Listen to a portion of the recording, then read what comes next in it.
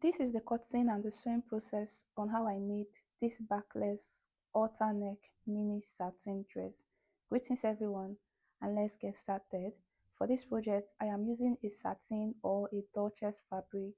I used 2 yards for this project. It has 2 pleats at the side and I used an invisible zipper to finish it up. We'll be drafting on pattern paper and trust me, it is easy. For this project, you need a full pattern. You place it on fold. I pinned it together to hold the folded pattern down. Because my pattern is straight, I won't be drawing a startup line. I'll be using the top as my startup point. I'll place my tape at the top and I'll mark out my bust point and I'll mark out my waistline. Mark the same thing at the other end and connect these points with a straight line and label them accordingly. I'll come down 9 inches from my waistline, I'll mark it out and I will label this line as the hip line. On the top part, I'm going to mark a neck width of 3 inches wide and a neck depth of 3 inches deep, and I'll connect these points together with a curve like so. Come out 1 inch after the neck point. On my bust point line, I'll mark out my bust measurement divided by 4. Waistline, mark out my waist measurement. Hip line, mark out my hip measurement. And I'll connect these points accordingly. This is the full length I am using for the gown. Now on your full length, you're going to bring down your hip measurement to your full length. And you're going to add 1 inch to give it that A-line look at the hem. Connect these points together like this. On the waistline, on the hip line, and on the full length, you add 1 inch for ease and joining allowance. Connect these points together like this. On the hip line to the waistline, you connect and you stop halfway and you use your curve rule to complete it to avoid any pointy edge. Now, do not add any joining and ease allowance on the bust part. This is to avoid any gaping that would come with your backless dress at the bust point.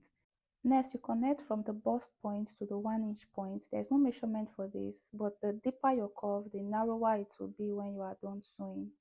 Next, I'll go ahead to cut this out. Remember, our pattern is on fold. I'll go ahead to divide my pattern on the center part as you see me do. I'm using a rule, but you can divide it with whatever works for you. So now we have 2 pieces of this same pattern. We are going to be altering one for the back piece.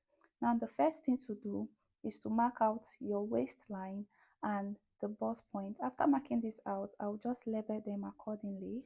You can choose any neck depth, but for this I use the midpoint between my bust line and the waistline as the back neck depth for this backless dress. So I'll go ahead to connect it to the bust point line with my broken line first. I love using my broken lines before I make it bold with my curve rule. Just make sure you get a neck curve that is good and you are satisfied with. Connect to your bust point like this. Now on the top part, you are going to go in by half of an inch and connect to the waist point like this. This is to avoid any gaping. And if you notice, your neck depth is no longer at your bust point line. So I went ahead to connect it to the bust point line and I will strike out this old line as it is no longer needed. Next, I'll go ahead to cut out my neckline following my new curve. I'll take out the ½ inch I took at the side. This is to avoid any gaping at all at the side.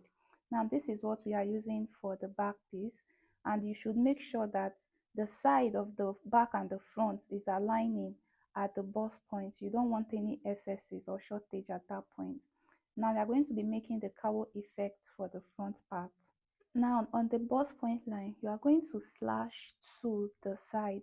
So after slashing it, you get a new pattern paper and you place your old pattern on it. You make sure that the front center is seated on a straight piece on the new pattern and you pin it down. Next, you are going to make sure your neck curve on your old pattern like this. Mine is giving me 5 inches.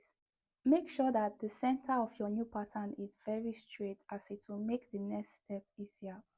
So you measure from the tip of your other pattern to the shoulder like this. Now what I got was 5. What I want to add to it is 3.5 inches for the drape effect. Okay, so you just adjust the neckline to sit on the measurement that you want and you pin it down. I just realized the shoulder point is not bold, so I'll indicate it with my marker and repeat the process again. and you can see what I have there is 8.5, which is my previous neckline plus 3.5 inches. For the next step, you also need the top part of your new pattern to be very straight. It will make the next step easier. You measure from the top of your pattern to the shoulder tip, and whatever you get, you mark it at the center of your pattern and you connect with a straight line. On that line, you pinch it and you fold the extra backwards. Kindly note that what you have at the top should be long enough to be able to go below the bust line by 3 inches, or it should stop at the midpoint between the bust line and the waistline, because we also need this to turn the armhole of the backless top. Okay, I even had to attach extra pattern to mine off camera. That was why it was this long. So I went ahead to put it back in, and following my already cut out pattern, I cut out exactly what I have there as shown. I'll clip where I want it to stop, flip it to the wrong side. I'm going to mark that point out first with a straight line, and I'm cutting out the folded pattern, not my main pattern. Okay, and this is what it looks like. You can see the extension and the main pattern. Some people call this satin, some people call this Dutchess. When working with this fabric, make sure you iron and you pin all through the cutting process. I cut the back piece on fold, added half to the top part. I did not add any sewing allowance to the side because we have already added on the pattern. Then I added 1 inch on the down part as hemming allowance. Following the neckline, I made a cutout that is 5 inches deep that we'll be using to turn up the neckline. I'll unpin my pattern, open up the back piece. I'll place out the cutout lining on it, right side facing right side, and I'll go ahead to pin this all around. Make sure you pin throughout the process because working with a Dutchess fabric can be stressful if you do not pin it. So I'll sew it and I'll flip it to the right side and iron it down. I have 2 bands. Now, before ironing this down, the width of the band is 3 inches wide, the length is 20 inches long. I'm going to sew, and when you are done sewing, the total width left should be 1 inch. I have 2 pieces for the band. For the front, I added half on the armhole side and the neck shoulder point. I did not add to the side, we have already added on the pattern.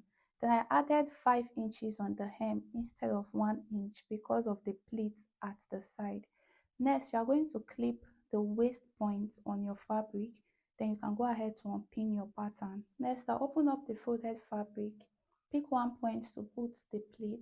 Now on that notch point, we are going to be using 4 inches as the total width of the both pleats. Remember, I added 5 inch to the full length. We need 1 inch for hemming allowance.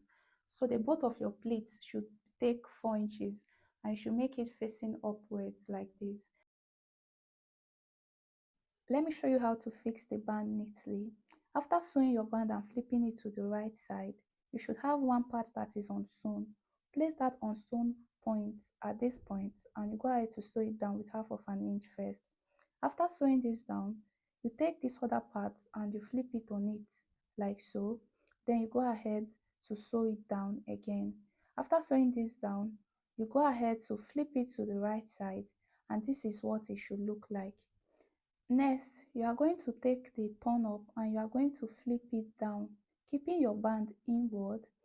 You are going to place the armhole points together like so, and you are going to start sewing from the down all the way to the top.